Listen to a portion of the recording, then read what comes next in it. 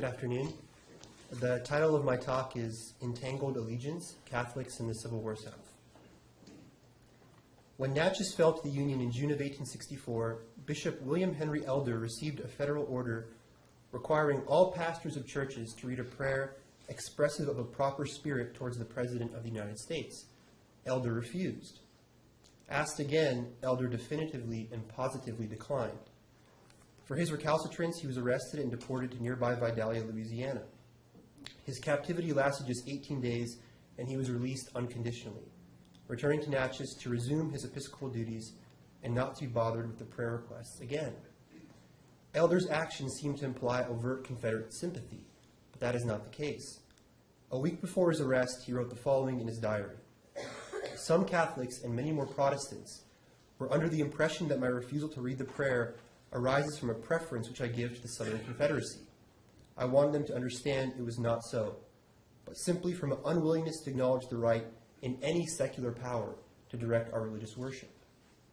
Elder's actions highlight the multifaceted allegiance questions Catholics face in the South, a fact heightened by war. Southern Catholics were Confederate citizens and members of a church, both foreign and universal, having to simultaneously balance local, national, and international ties. It is therefore natural to undertake a study of Civil War allegiance questions with Catholicism at the center, which this paper does via an investigation of Southern bishops, chaplains, and sister nurses. Bishops acted in moderation, supporting secession cautiously while devoting much of their energy to pastoral and peace concerns. Chaplains were ardent Confederates. Catholic sister nurses were the most impartial of the three groups, the most apolitical. While these groups' devotion to the Confederacy differed, all three were Catholics first, putting religious concerns above matters of the state, demonstrating that perhaps the common thread of Southern Civil War Catholicism was an Augustinian approach to faith and society, uniform prioritization and similarity of action in the former realm, with nuance and at times greatly varied expression in the latter. Near the outbreak of the war, Elder took a measured tone.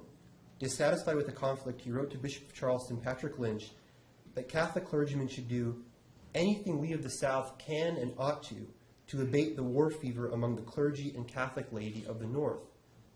Not reserving his criticism for Northerners alone, Elder chastised the rashness of Southern secession, led by fire-eaters who were, according to him, fanatics bent on gaining an end which they would pursue by any means necessary. Lynch, in a letter to Archbishop of New York John Hughes, wrote, "All the hopes cherished last spring of a peaceful solution have vanished before the dread realities of war. It was unnecessary from the beginning. It will be fruitless of any good." Pro-Southern Louisville Bishop Martin John Spalding believed that Catholics should do their part to impede catastrophe by repentance, fasting, and prayer, to avert or at least mitigate the awful calamity. Richmond Bishop John McGill claimed he was daily praying for peace, and Archbishop of Baltimore Francis Kenrick, in a letter to Lynch, asked him to pray that God may spare the country and grant peace. Once fighting got underway, Elder gave his guarded support to the South. In a letter to Kenrick, he said, "My course, and I believe the course of my clergy, has not been to recommend secession, but to explain to those who might inquire that their religion did not forbid them to advocate it." He added the Confederacy was the only government which exists here de facto. Southern bishops did as a whole support the Confederacy, but their primary focus was in pastoral matters. A brief look at Elder's war record, centered upon discharging his priestly duties, is typical of Southern Catholic bishops. Elder spent many long, uninterrupted sessions with soldiers, hearing confessions and celebrating the Mass. His hospital ministry was ceaseless and extended in equal measure to African Americans as to whites. Elder regularly visited the African American camps, baptizing children and adults who wanted to enter the church, and he often sent religious items to his black congregants when asked, as when he sent a man named Alonzo a rosary. Elder's ministry also extended beyond Confederate lines. Upon his return from Vidalia, Elder put in an application with Union General Mason Brayman, the man who arrested him in the first place, for the purpose of visiting the United States soldiers sick in hospital. As historian Charles E. Nolan has shown, Elder stayed close to his flock, perpetually on long, lonely trips by steamboat, horse, carriage, or railroad, to administer the sacraments, offer religious instruction, console the bereaved, or simply visit isolated Catholic families. Other Catholic bishops likewise placed religious concerns ahead of politics and war. Savannah Bishop Augustine Verreau traveled throughout the South seeking funds for Lynch's Charleston congregation, impoverished by the blockade and a devastating fire. In a later letter to Lynch, Verreau asks him to send money to help nuns rebuild a convent. Verreau's November 1863 Peace Pastoral, inspired by Pope Pius IX's peace letter to Hughes and New Orleans Archbishop Jean-Marie Audat, was preceded by Lynch's 1863 pre-Lenten address. At a time when Confederate victory was still a realistic possibility, in February of 1863, Lynch did not instruct his Charleston congregation to pray for military success, but to fast and pray for a speedy end to the war.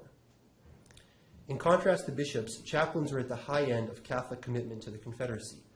Father Louis Hippolyte Gache of the 10th Louisiana Volunteer Regiment claimed that pursuing retreating federal troops was, quote, the greatest thrill of my life, while he gleefully reveled in the sight of, quote, shells exploding in the midst of these confused and terrified troops. Such effusive militarism aside, Catholic chaplains proved themselves to the men they served by bearing the same hardships common soldiers endured. Chaplains' close proximity to battle heightened their feelings of allegiance and engendered an uncompromising loyalty to the South. In Father James Sheeran's case, evident in his refusal to cooperate with the Union during a month-long imprisonment.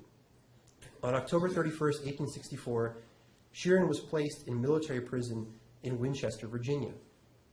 It was common practice for clergymen to be granted passes to move between enemy lines, but this time Sheeran was both denied a pass and arrested.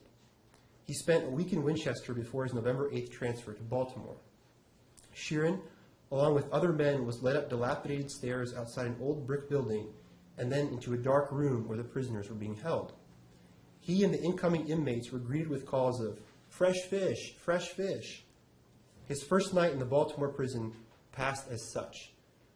We had hardly laid our wearied bodies down on the hard, filthy, and vermin-covered floor than the former inmates of this institution, inspired as it were by the devil, commenced what appears to be their regular nocturnal exercises.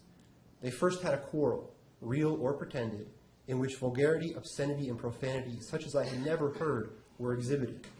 One would burst out with some verse or phrase of an obscene or vulgar song. Soon another would begin to grunt like a hog, others bark like a dog, another quack like a duck. Is it needless to say I slept none? Who could sleep? On November 17th, Sheeran was informed he would be released if he took an oath of allegiance to the United States. He refused. He refused again on November 28th, saying, "To take such an oath would require on my part a sacrifice of honor and conscience, which I am prepared to make for no earthly consideration." When he finally was released, the Union government tried to get him to sign a parole, promising to, quote, "deport myself as a good and loyal citizen of the United States."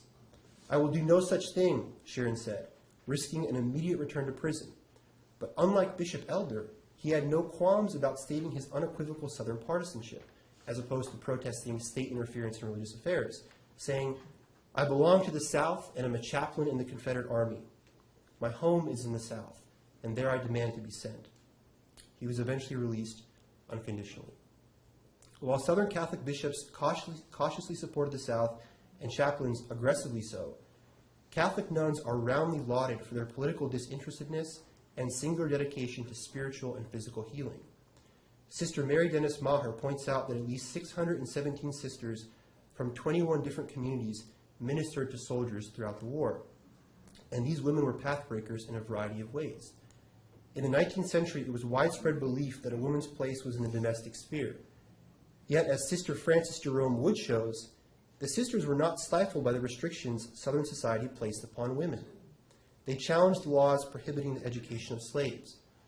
Through their vows, the religious women were liberated to express their love of God and neighbor and to give witness to gospel values. They had no fear of losing material goods, for what they had was at the service of their neighbor. Through their vow of celibacy, the sisters were free to defy the norms that marriage was the proper state of life for women, and that women should be dependent upon their husbands. The sisters' primary Civil War contribution was spiritual and medical, and it's important to note these sisters were not simply compassionate women, they were medical professionals. As Maher writes, sisters were the only trained nurses available at the start of the Civil War, before you see this mass influx of volunteers both north and south. A fact highlighted by Father William B. Faraday, who writes, "The country only had 600 trained nurses at the start of the Civil War. All were Catholic nuns. This is one of the best kept secrets in our nation's history." Often the cleanest, most efficient, and most medically up-to-date hospitals of the time were staffed by Catholic sisters. In addition to providing good medical care, the sisters' practice of their faith won many converts to Catholicism. Father Francis Burlando claimed that prejudices against Catholicism disappeared once soldiers were under the care of sister nurses. A non-Catholic soldier stated, "I am not of your church, and have always been taught to believe it to be nothing but evil. However, actions speak louder than words, and I am free to admit if Christianity does exist on earth, it has some of its closest followers among the ladies of your order." Confederate nurse Kate Cumming, an Episcopalian, praised Catholic nuns while berating stay-at-home Southern women who would not help at hospitals unless a relative was present, asking, "I wonder if the Sisters of Charity have brothers in the hospitals where they go. It seems strange they can do with honor what is wrong for other Christian women to do." Soldiers would ask for instruction on the white bonnet religion, and one asked to be baptized, but only if a sister would do it. Father John Bannon, who earned the nickname the Confederacy's fighting chaplain, recounts the story of a soldier who wanted to join the sisters' religion but did not believe it could be the Catholicism he had grown up abhorring. When Bannon gave the soldier some doctrinal instruction, the soldier protested, "Oh, come on now, you don't expect me to believe that."